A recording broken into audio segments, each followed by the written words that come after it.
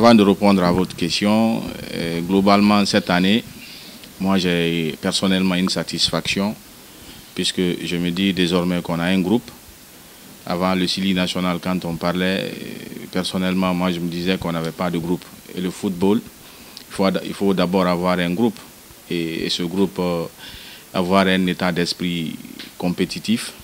Et je crois que ce groupe est en train de démontrer cela.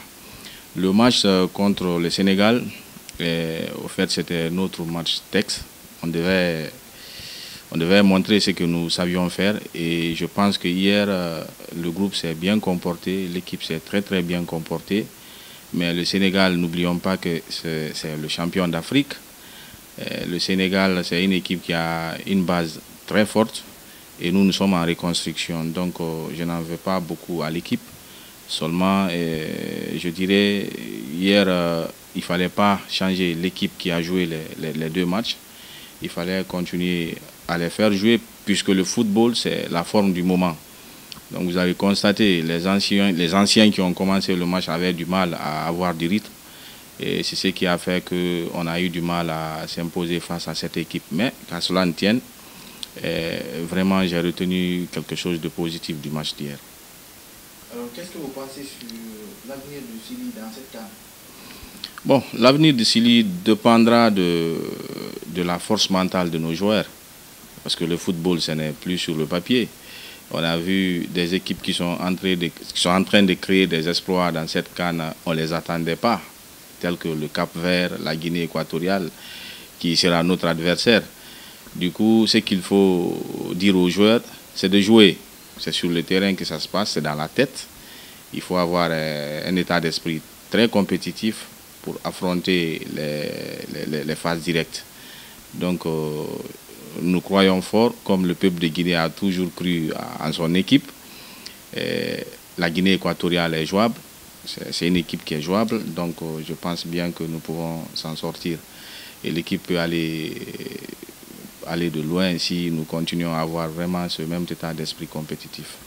Dans le match d'hier, avec la manière dont les joueurs ont joué, au début c'était convaincant, mais vers le deuxième mi-temps, c'était tellement décevant. Et puis, c'est au moment où ils ne devraient pas encaisser des buts qu'ils ont encaissé.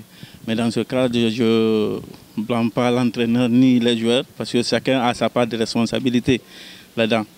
Les joueurs, quand ils jouent avec patriotisme et puis quand ils s'adonnent, ils peuvent relever les défis. Quand l'entraîneur aussi met les bonnes personnes à leur place, par exemple les meilleurs joueurs à leur place, je pense qu'il n'y aura pas de problème.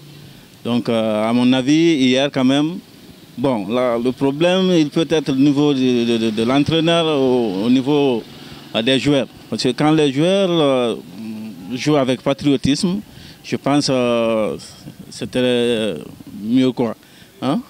Maintenant, avec le deuxième but encore d'ailleurs, qui m'a tellement choqué, avec la passe de Diatta pour...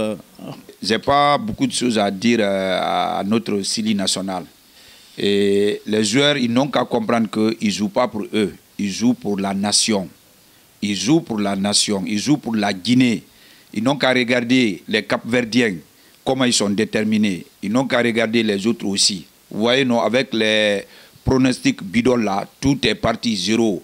Donc on a compris aujourd'hui, football, ce n'est pas sur papier. Et il faut pratiquer. Ils n'ont qu'à jouer pour la Guinée. Voilà, moi c'est tout ce que je vais leur dire, quoi. Merci.